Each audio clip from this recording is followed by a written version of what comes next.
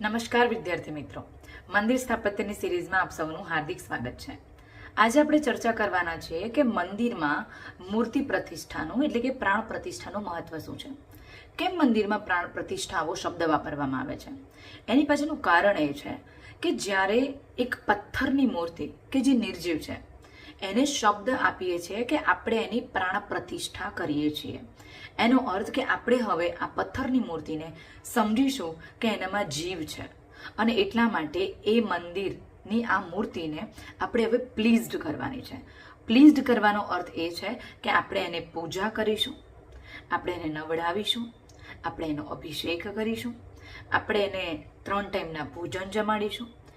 એવું કે જેમ માણસને ભાવનાત્મકતાથી ટ્રીટ કરવામાં આવે છે એવી જ રીતે આપણે મૂર્તિને પણ ટ્રીટ કરીશું, જેમાં એમને ગમતા નૃત્ય, એમને ગમતી કળા, એ ભગવાન જેના સાથે સંકળાયેલા છે તેના મંત્રોચ્ચાર, એના પાઠ, એ બધું જ આપણે આ મંદિરમાં કરીશું। અને ઘણી વખત આપણે એ પણ જોયું છે કે થોડાક સમય માટે કોઈક એક મૂર્તિને સ્થાપિત કરવામાં આવે છે અને પછી એને વિસર્જન કરવામાં આવે છે અને નવા વર્ષે એને પાછી લઈ આવવામાં આવે છે। એનું પણ કંઈક આવું જ મહત્વ છે કે 10 દિવસ કે 11 દિવસ કે એ 13 દિવસ માટે જ્યારે આપણે મૂર્તિ લાવીએ છીએ એ મૂર્તિને આપણે ઘરે જાણે કે એ મનુષ્ય હોય એવી રીતે આપણે એને ટ્રીટ કરીએ છીએ। અને ફરી એક વખત આપણે જ્યારે એને વિસર્જન કરીએ છીએ ત્યારે એવું કહેવાય છે કે રીબર્થ થિયરી, ફરી એક વખત નવા વર્ષે નવી ઉર્જાથી આપણે આ ભગવાનને વધાવીશું।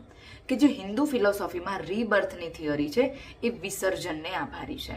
તો એટલા માટે જ પ્રાણ પ્રતિષ્ઠા આવો શબ્દ વપરાય છે। આશા રાખીશ કે તમને પ્રાણ પ્રતિષ્ઠાનું મહત્વ સમજાયું હશે। આવી અવનવી માહિતી માટે મારા સાથે જોડાયેલા રહો।